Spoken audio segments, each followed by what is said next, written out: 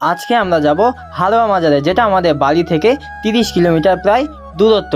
কিছুক্ষণ পর সোনপুর ব্রিজ পার হয়ে আমরা পৌঁছে যাই হালুয়া ব্রিজে। তারপর মাজারের গেট থেকে প্রবেশ করে, যেহেতু নামাজ পড়ার সময়টা অনেক কাছাকাছি চলে এসেছিলো, সেই কারণে আমরা তাড়াতাড়ি পৌঁছে যাই মসজিদের মধ্যে। নামাজ কালাম পড়ে আমরা চলে যাই মসজিদের ছাদের উপর।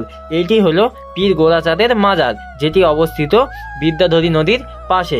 পীর গোরাচাঁদের আসল নাম ছিল পীর হজরত শাহ সৈয়দ আব্বাস আলী রাজি, যিনি মক্কা থেকে আমাদের দেশে ইসলাম ধর্ম প্রচারের জন্য এসেছিলেন। শুক্রবার করে এখানে প্রচুর মানুষের ভিড় জমে। জাতি ধর্ম বর্ণ নির্বিশেষে এখানে সবাই আসেন এবং দোয়া চান। এটাই হচ্ছে মাজারের গেট। আর এরই পাশে ঠিক মাঠে আমি রেখেছিলাম আমাদের বাইক। বাড়ি ফেরার পথে একটা নিরিবিলি স্থানে বসে গায়ে রোদ মাখাতে মাখাতে হালকা করে একটু বিরিয়ানি খেয়ে হঠাৎই দেখলাম আমার চাবিটা ভেঙে লকের মধ্যে ঢুকে গেছে। কোনো ক্রমে স্টার্ট দিয়ে আমি বাড়ি ফিরতে ফিরতে আজকের মিনি ব্লগটা এখানে শেষ করছি।